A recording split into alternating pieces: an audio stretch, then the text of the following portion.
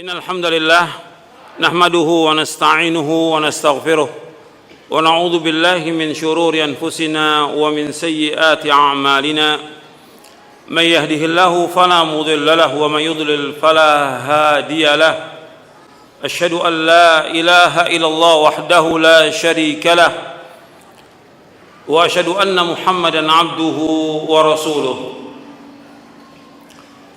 يا أيها الذين آمنوا اتقوا الله حق تقاته ولا تموتن إلا وأنتم مسلمون يا أيها الناس اتقوا ربكم الذي خلقكم من نفس واحدة وخلق منها زوجها وبث منهما رجالا كثيرا ونساء واتقوا الله الذي تساءلون به والأرحام إن الله كان عليكم رقيبا يا أيها الذين آمنوا اتقوا الله وقولوا قولا سديدا يصلح لكم أعمالكم ويغفر لكم ذنوبكم ومن يطع الله ورسوله فقد فاز فوزا عظيما أما بعد فإن أصدق الحديث كتاب الله وخير الهدي هدي محمد صلى الله عليه وعلى آله وسلم وشر الأمور محدثاتها وكل محدثة بدعة وكل بدعة ضلالة وكل ضلالة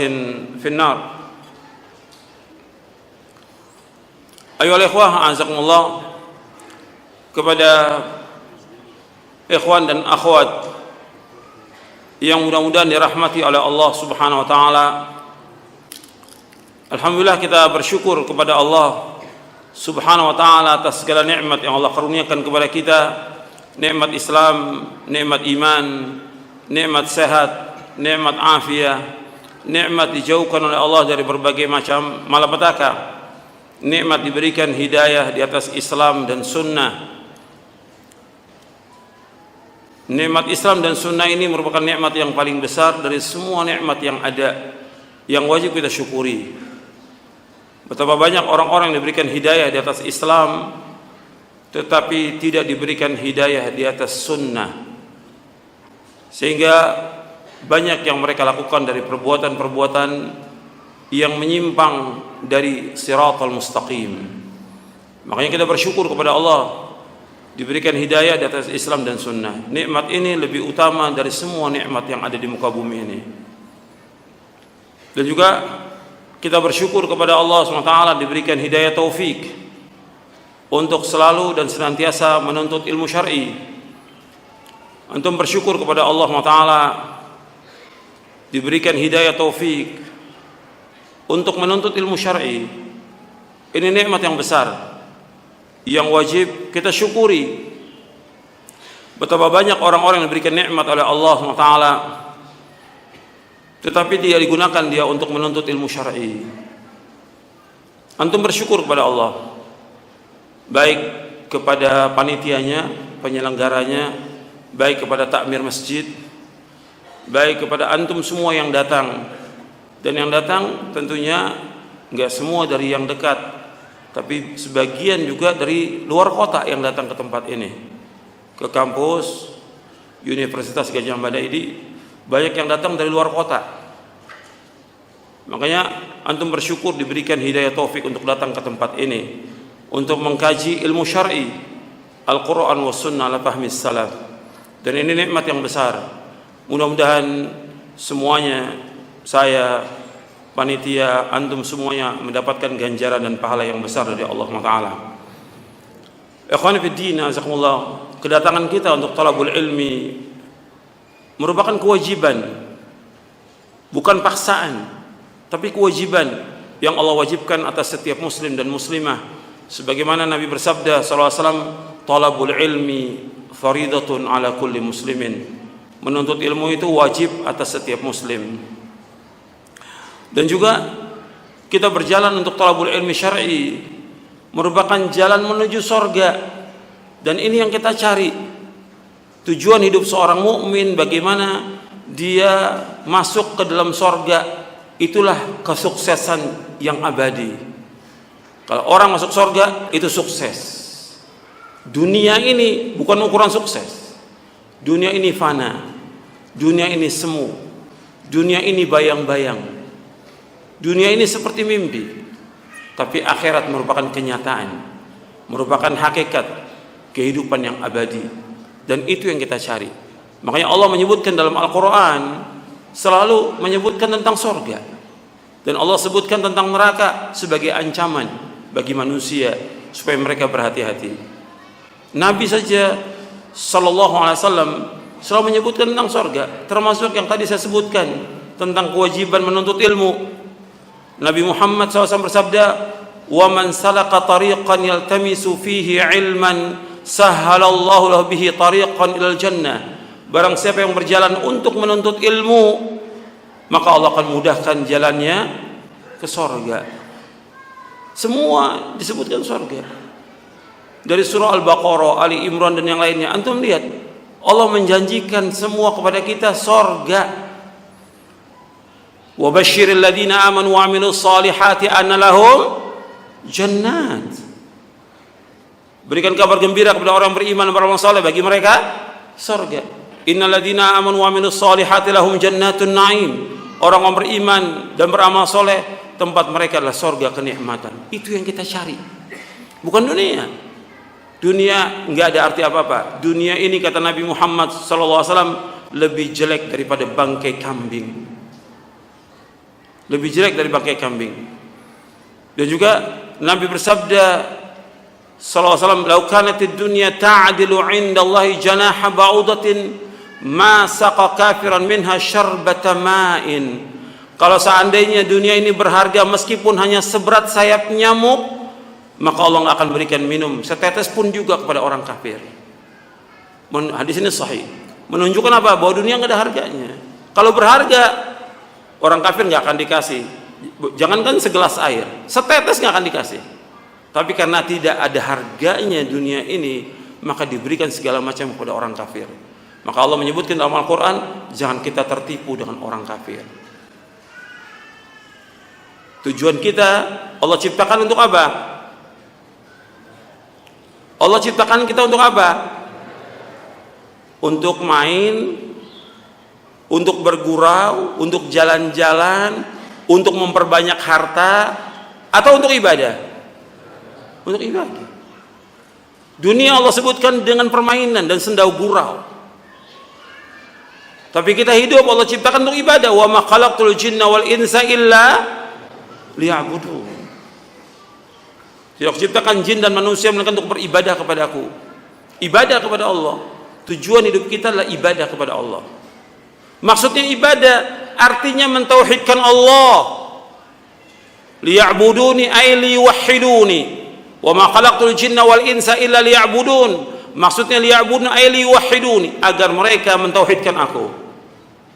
Kemudian Allah lanjutkan dalam surah Az-Zariyat, surah 51 ayat 56. Di 57-nya Allah berfirman, "Ma uridu minhum min rizqin wa ma uridu ay yut'imun." Di ayat 58-nya, "Innallaha war-razzaqu dzul quwwatil matin." Kata Allah, tidak aku ciptakan jin dan manusia melainkan untuk beribadah kepadaku. Aku enggak minta rezeki dari mereka, dan aku enggak minta makan dari mereka. Kemudian Allah katakan, sungguhnya Allah yang maha pemberi rezeki terus menerus, nggak pernah berhenti. Dan Allah yang maha kuat, Allah yang maha kokoh. Ikhwan fiddin, azakumullah. Ini penting untuk kita yakini bahwa kita hidup ini untuk akhirat, bukan untuk dunia. Itu penting, antum camkan itu. Antum ingat bahwa kita hidup untuk akhirat.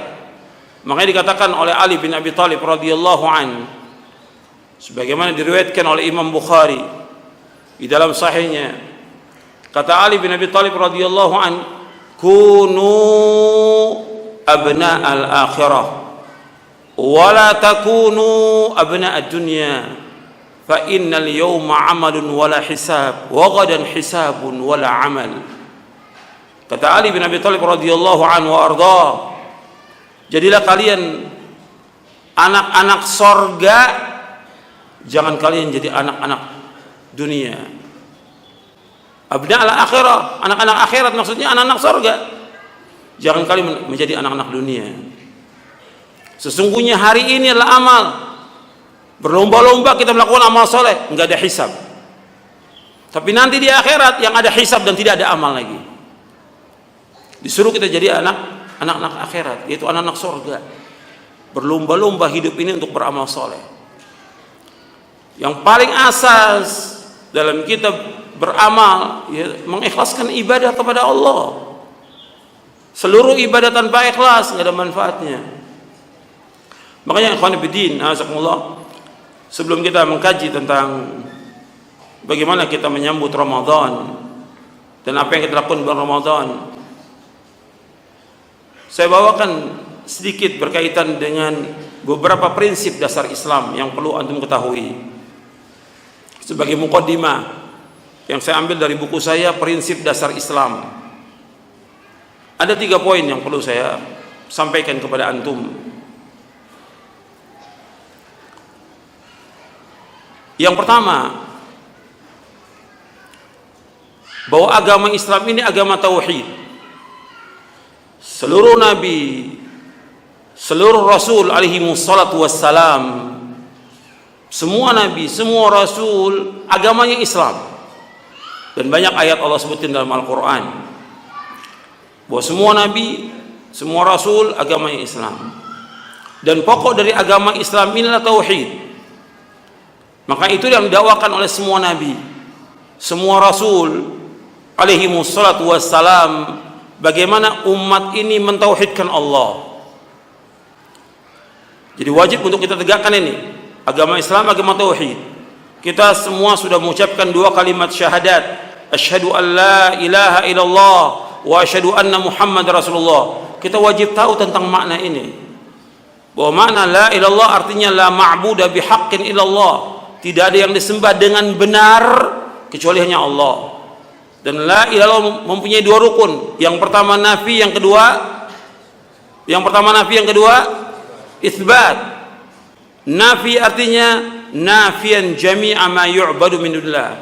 Nafi artinya menafikan semua yang disembah selain Allah. Itsbat artinya itsbatul ibadah lillahi wahda. Menetapkan ibadah itu hanya kepada Allah saja. Ini semua nabi, semua rasul dakwanya seperti itu. Dari mulai rasul yang pertama Nabi Nuh alaihi salatu wassalam, Nuh mengajarkan kepada anak-anaknya dan kepada umatnya untuk mengucapkan kalimat la ilaha illallah agar mereka beribadah hanya kepada Allah dan menjauhkan segala macam perbuatan syirik. 2 itu harus ada, yaitu yang pertama mengingkari semua yang disembah selain Allah, yang kedua menetapkan ibadah itu hanya kepada Allah. Makanya ketika orang berdakwah, dakwah itu mengajak manusia untuk mentauhidkan Allah, menjauhkan syirik. Itu dakwah namanya. Makanya rukun dakwah ada 2. Sebagaimana Allah sebutkan dalam surah An-Nahl, surah 16 ayat 36, bahwa dakwah itu rukunnya 2. Allah berfirman dalam surah An-Nahl, surah 16 ayat 36. Antum catat. Jangan bengong. Catat.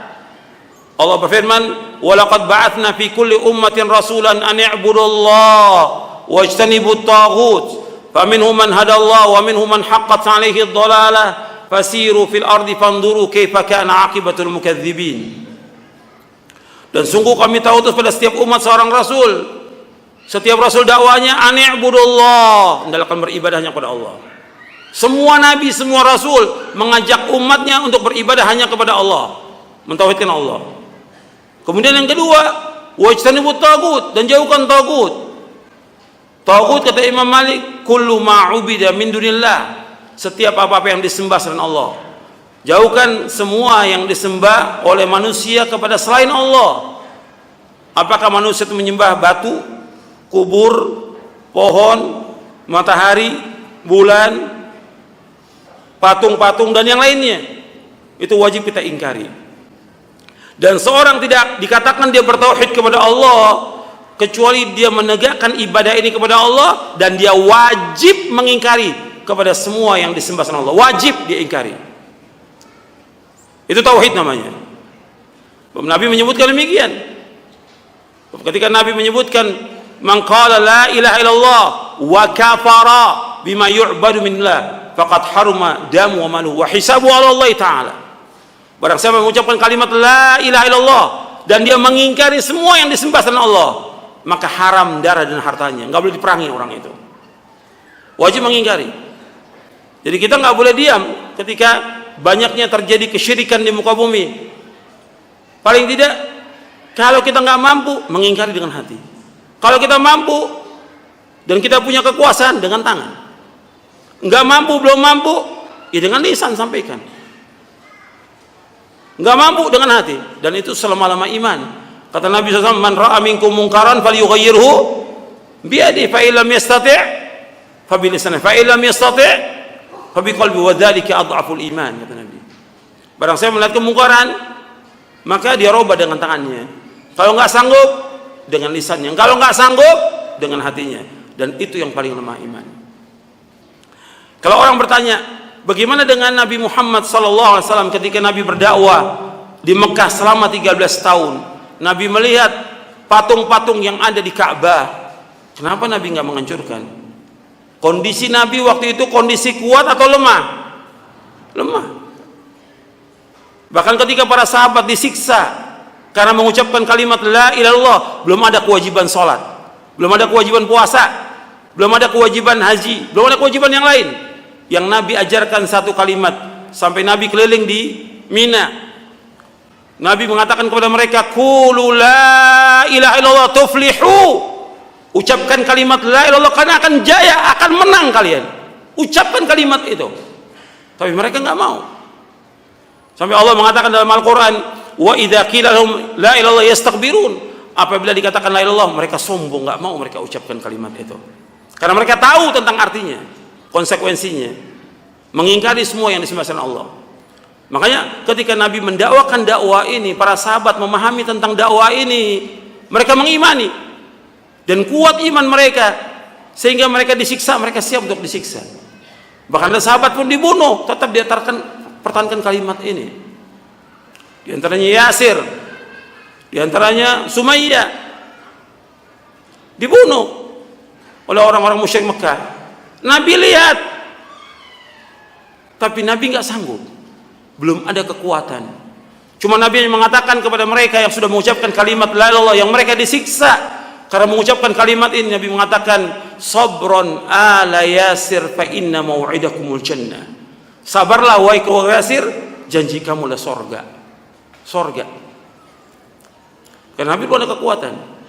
Tapi tetap kita harus mengajarkan ini kepada keluarga kita, kepada umat. Ajarkan mereka untuk beribadah kepada Allah, menjauhkan syirik. Ketika punya kekuatan, lakukan. Seperti yang lakukan Nabi Ibrahim alaihissalatu wassalam. Punya Nabi Ibrahim sendiri, tapi dia meskipun sendiri, Allah katakan umat. Sampai Allah mengatakan dalam Al-Quran, umat Nabi Ibrahim, Imamul Hunafa, Abul Anbiya, Ibrahim alaihissalam. Ketika Allah mengatakan inna Ibrahim kana ummatan qanitan lillahi hanifa wa lam yakun minal musyrikin. Sendiri tapi dikatakan oleh umat dalam Al-Qur'an, dalam surah An-Nahl. Maka Ibrahim menghancurkan patung-patung itu untuk mengajak mereka berpikir. Mengajak mereka berpikir, kok patung disembah? Enggak bisa apa-apa tuh. Tidak bisa mendengar, tidak bisa berkata, apalagi memberikan rezeki. Mencipta enggak bisa. Maka sampai Ibrahim mengatakan dalam surah Az-Zukhruf, kata Ibrahim alaihissalatu wassalam, wa idh qala Ibrahimu li abihi wa qaumihi innani bara'um mimma ta'budun illa alladhi fatarani fa innahu sayahdin wa ja'alaha kalimatan baqiyatan fi 'aqibihi la'allahum yarji'un. Ingatlah tatkala Ibrahim berkata kepada bapaknya dan kepada kaumnya, sesungguhnya aku berlepas diri dari apa yang kalian sembah. Ada barok, berlepas diri dari semua yang disembah oleh bapak dan kaumnya, menyembah patung, menyembah kubur, menyembah pohon, menyembah matahari, menyembah bintang, menyembah bulan. Aku berlepas diri. Illa alladzi fatarani, kecuali zat yang telah menciptakan aku. Siapa yang menciptakan? Allah SWT. Fa innahu sayahdin, Allah pasti akan menunjuki aku. Wa ja'ala kalimatan baqiyatan fi aqibihi la'allahum yarji'un. Allah jadikan kalimat ini, kalimat tauhid, kalimat la ilaha illallah, kalimat yang kekal pada anak cucunya agar mereka kembali kepada kalimat ini. Antum lihat ayatnya dalam surah Az-Zukhruf. Surah 43 ayat 26 sampai 28. Allah menyuruh Nabi Ibrahim untuk mengatakan demikian kepada bapaknya dan kaumnya.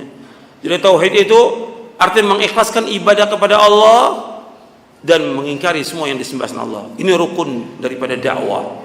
Mengajak umat untuk mentaati Allah dan mereka menolak atau mengingkari semua yang disembah oleh manusia kepada selain Allah. Kalau ini dakwakan di masyarakat ini, para dai ini mendakwakan ini, insya Allah sedikit demi sedikit akan tersingkir ini semua kesyirikan yang ada. Tapi kalau kita lihat nyatanya di Indonesia ini, kesyirikan bertambah banyak, bukan berkurang. Tambah banyak orang berbuat syirik. Karena apa? Dai-nya tidak fokus untuk mendakwakan dakwah tauhid. Ini harus diulang-ulang ribuan kali, ribuan kali dakwah ini. Antum lihat Nabi Nuh alaihi salam mendakwakan dakwah tauhid berapa tahun? Berapa tahun? 950 tahun. Siang malam mendakwakan dakwah tauhid. Dan Nabi Muhammad SAW terus mendakwakan dakwah tauhid. Siang malam. Enggak pernah berhenti. Terus menerus. Selama 23 tahun. Sampai 5 hari menjelang wafatnya, Nabi tetap mendakwakan dakwah tauhid. Sampai Nabi mengatakan kepada para sahabat, Nabi bersabda, la'anallahu al-yahuda wan nasara ittakhadhu qubur anbiya masajid.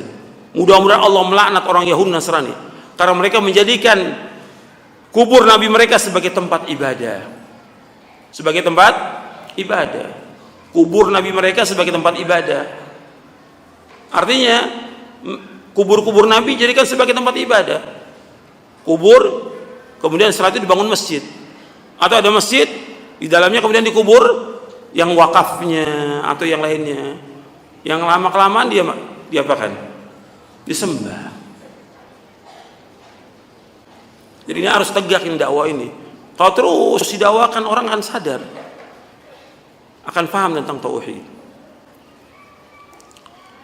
Saya dulu awal ngisi di masjid UGM ini, bukan di sini dulu, di Masjid Mardiyah ya. Itu ada kuburnya itu 32 tahun yang lalu saya ngisi ya. Mungkin sebagian antum belum pada lahir. Saya sudah bilang kita boleh ngadakan daurah di tempat ini, tapi nggak boleh sholat di masjid ini, nggak boleh. Itu 32 tahun yang lalu. Boleh ngadakan daurah, tapi sholat di sini nggak boleh. Karena nggak boleh sholat di masjid yang ada kuburnya, tidak boleh. Saya bacakan hadis-hadis yang banyak, riwayat Bukhari, Muslim, Ahmad dan yang lainnya. Itu 32 tahun yang lalu. Nggak tahu masih ada atau tidak. Wallahu a'lam. Masih ada ya? Berarti belum ada perubahan, masih tetap seperti itu. Nggak boleh gitu. Mestinya kita ingatkan. Karena apa? Orang akan menyembah nantinya. Yang ada di Indonesia ini banyak nggak orang menyembah kubur? Banyak. Dalam Islam nggak boleh. Ini syirik. Syirkun akbar, bukan syirik kecil. Ini harus terus kita dakwakan, kesian. Kalau mereka terus dalam kesyirikan dan mati dalam syirik, kata Allah tempatin neraka. Seluruh amalnya hapus semuanya. Salatnya, puasanya, zakatnya, hajinya, umrohnya, sedekahnya hapus semuanya, kata Allah. Allah yang mengatakan demikian dalam Al-Quran, la in asyrakta la yahbatanna 'amaluka wa la takunanna minal khasirin. Kalau engkau berbuat syirik akan hapus seluruh amalmu dan engkau termasuk orang merugi. Kalau orang terus berbuat syirik sampai dia meninggal dunia, kata Allah, innahu may yusyrik billah faqad haramallahu 'alaihil jannah wa ma'wahu an-nar wa ma lidh-dhalimin min ansar. Barang siapa berbuat syirik, maka diharamkan bagi dia sorga, diharamkan sorga, tempat tinggalnya neraka, dan orang yang zalim gak ada penolong. Ini semua dalil ayat Al-Quran. Jadi kita nggak main-main. Dakwah ini tauhid, harus terus. Semua dai-dai harus mendakwakan tauhid. Dari satu kitab ke kitab lain isinya tauhid. Dari Ushul Tsalatsa, Kasyfus Syubuhat, Kitab Tauhid, Qawaidul Arba', terus Aqidah Wasithiyah dan yang lainnya. Itu harus berganti terus, berulang, dikaji sampai kita paham. Dan dakwah kepada umat ini diingatkan. Kita ini dakwah yang hak ini, dakwah tauhid. Makanya para dai ini sibuk dengan dakwah apa? tauhid. Bukan sibuk dengan apa? Dengan politik, bukan. Bukan politik. Kita urusannya bagaimana membina umat ini, membina bangsa ini, mencerdaskan bangsa ini agar menjadi orang-orang yang baik, menjadi orang-orang yang soleh. Karena bumi ini akan diwariskan oleh orang-orang soleh, kata Allah dalam Al-Quran. Bukan oleh politikus, orang-orang soleh. Ini yang harus kita bina. Dakwah ini harus terus siang malam kita dakwakan dakwah tauhid. Bukan ngajak orang buat demo. Itu nggak ada dalam Islam tuh. Yang pertama mulai demo siapa? Khawarij. Yang pertama mulai demo. Itu ngerusak. Islam tidak senang pada kerusakan. Islam membawa kepada kedamaian. Agama Islam agama yang indah, membawa kepada kedamaian, membawa kepada keselamatan, membawa manusia ke sorga. Itu yang harus diulang-ulang biar ingat itu. Karena dakwahnya para anbiya semuanya seperti itu. Antum lihat Nabi Aisyah mengatakan di dalam Sahih Bukhari, pertama kali yang Nabi dakwakan kepada orang-orang musyrik Mekah, wa dzakara al-jannata wan nar. Disebutkan oleh Nabi sorga dan neraka, sorga dan neraka, terus siang malam disebutkan supaya orang sadar bahwa tujuan hidup adalah sorga. Jangan sampai mereka masuk neraka. Tapi sekarang kan nggak, jarang disebutkan itu. Pembahasannya lebih banyak masalah apa? Fikih. Fikih. Tauhid nggak kenal akhirnya, nggak tahu. Paham antum? Ini yang pertama. Udah sama. Kalau saya mau bicara panjang nih, untuk ini aja bisa 2 jam lebih. Akhirnya nggak bahas soal Ramadan nanti. Yang kedua agama Islam agama yang mudah. Islam agama yang mudah. Mudah, nggak sulit agama Islam ini. Seluruh syariat Islam ini seluruhnya mudah, nggak ada kesulitan.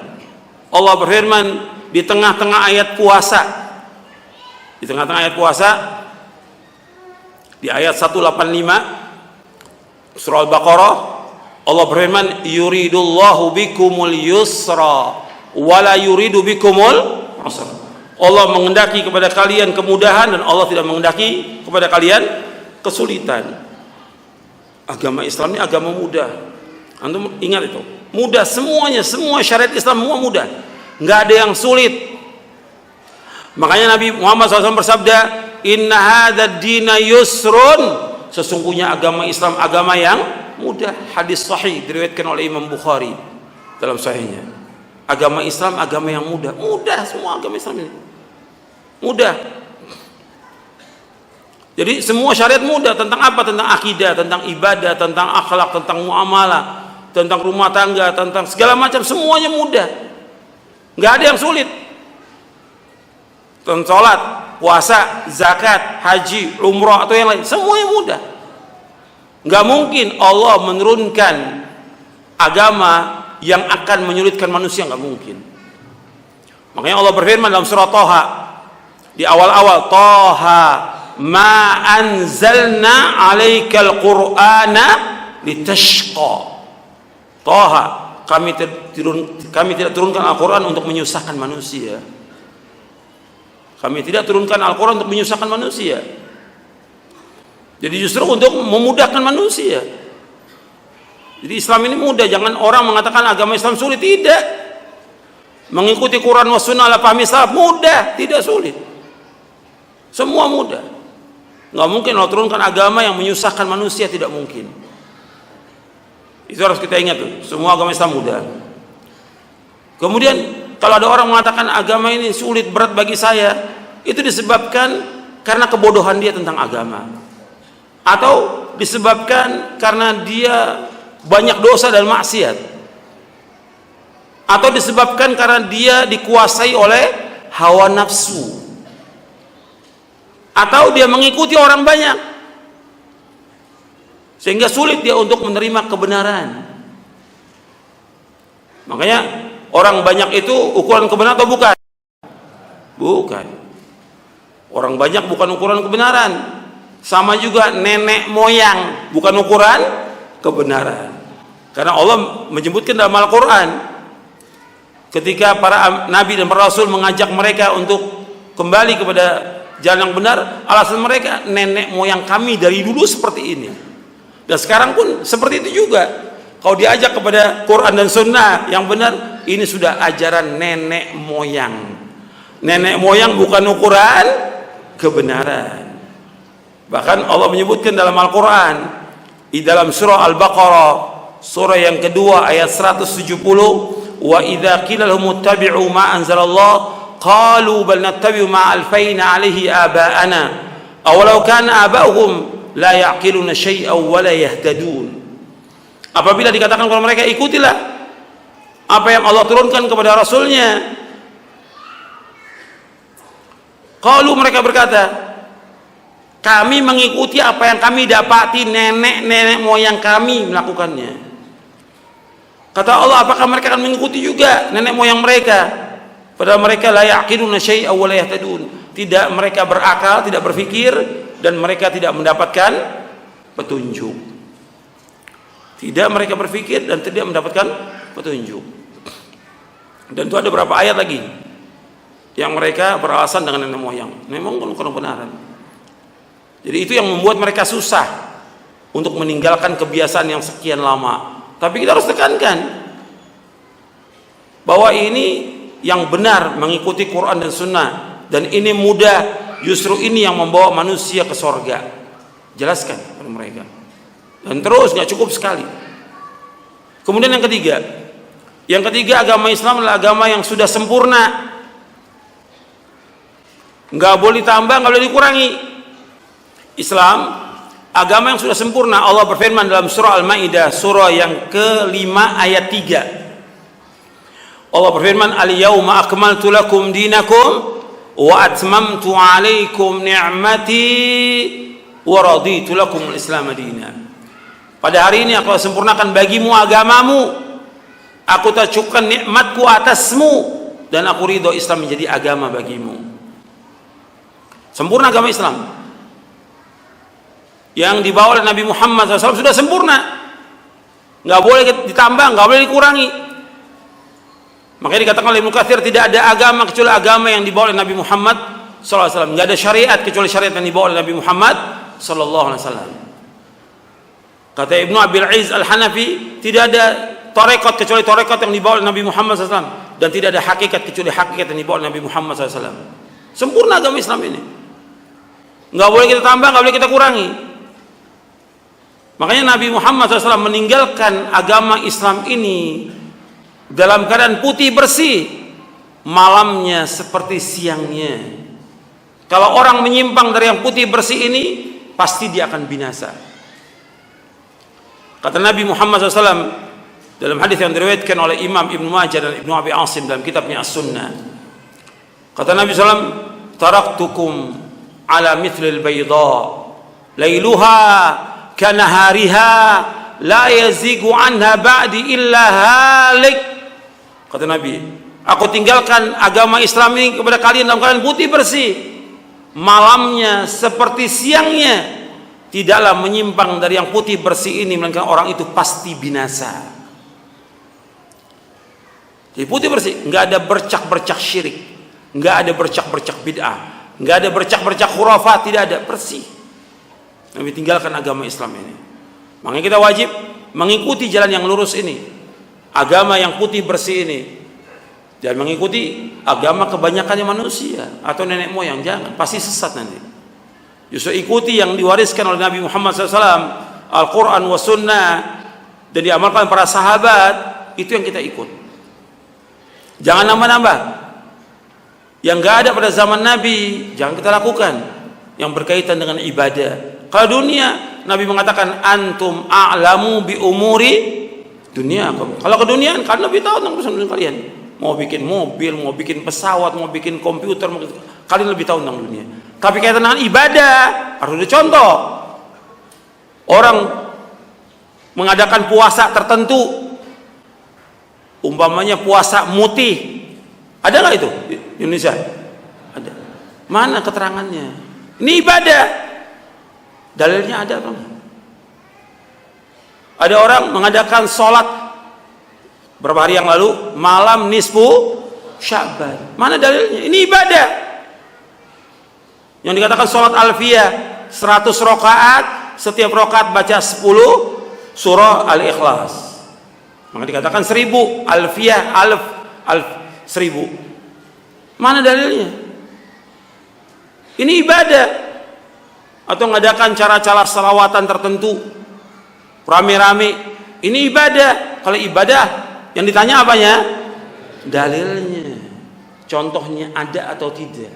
Ini ibadah. Nggak bisa orang mengadakan suatu dalam ibadah. Karena apa? Nabi sudah jelaskan yang membawa manusia ke surga, Nabi sudah jelaskan yang membawa manusia ke neraka, Nabi sudah jelaskan.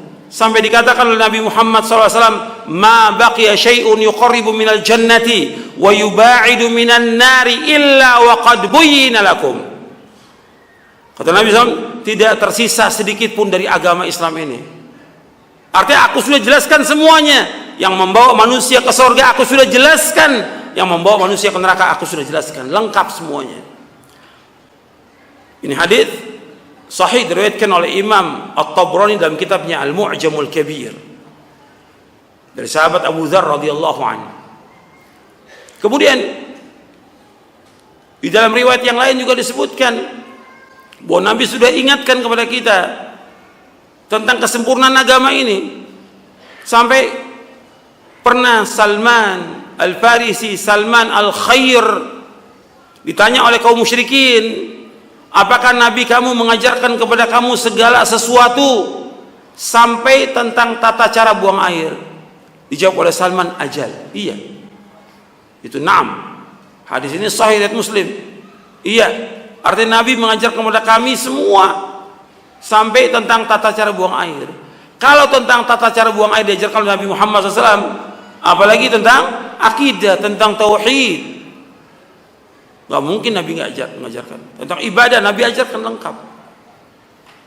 Ini harus kita pahami ini. Makanya Nabi mengingatkan kepada kita semuanya dalam hadis yang sahih yang diriwayatkan oleh Imam Bukhari dan Muslim dari Ummul Mukminin Aisyah radhiyallahu anha wa ardaha. Nabi bersabda sallallahu alaihi wasallam, man ahdatha fi amrina hadza ma laysa minhu fahuwa raddun. Barang siapa mengadakan sesuatu yang baru dalam agama kami yang enggak ada contohnya, maka tertolak. Ibadah yang enggak ada contoh tertolak. Makanya ibadah-ibadah yang enggak ada contohnya, yang Nabi enggak contohkan, dikatakan apa? Dikatakan apa? Bid'ah. Yang pertama kali mengatakan bid'ah siapa? Rasulullah SAW. Dan mengatakan semua bid'ah itu sesat siapa? Rasulullah SAW. Nabi yang mengatakan. Nabi bersabda sallallahu alaihi wasallam dalam hadis yang sahih yang diriwayatkan oleh Imam Abu Daud, Tirmizi, Ahmad dan yang lainnya. Nabi bersabda sallallahu alaihi wasallam, wa iyyakum wa muhdatsatil umur fa inna kulla muhdatsatin bid'ah wa kulla bid'atin dhalalah. Kata Nabi SAW, jauhkan dari kalian dari setiap perkara-perkara yang baru dalam agama, karena setiap yang baru adalah bid'ah dan setiap bid'ah adalah sesat. Ini harus kita pegang ini, ya. Sebab banyak timbul bid'ah-bid'ah yang ada yang kita justru ingatkan. Kita wajib sebagai seorang dai mengingatkan umat manusia jangan sampai mereka jatuh dalam perbuatan bid'ah. Karena masalah ini bukan masalah kecil. Ketika orang jatuh ke dalam perbuatan bid'ah, maka disebutkan dalam hadis yang tadi, amalnya diterima atau tertolak? Tertolak. Bukan hanya itu, bahwa bid'ah itu dicintai oleh iblis. Bahkan juga Nabi menyebutkan bahwa bid'ah itu membawa manusia kemana? Ke neraka. Dalam hadis yang diriwayatkan oleh Imam Nasai dari sahabat Jabir bin Abdullah radhiyallahu an, Nabi bersabda, kullu bid'atin dhalalah wa kullu dhalalatin finnar. Setiap bid'ah itu sesat dan setiap kesesatan tempatnya di neraka. Nabi yang mengatakan semua bid'ah sesat dan semua kesesatan tempat neraka. Nabi SAW mengatakan. Hadis ini sahih diriwayatkan oleh Imam An-Nasai dalam sunannya. Itu 3 pokok yang perlu saya sampaikan sebagai muqaddimah.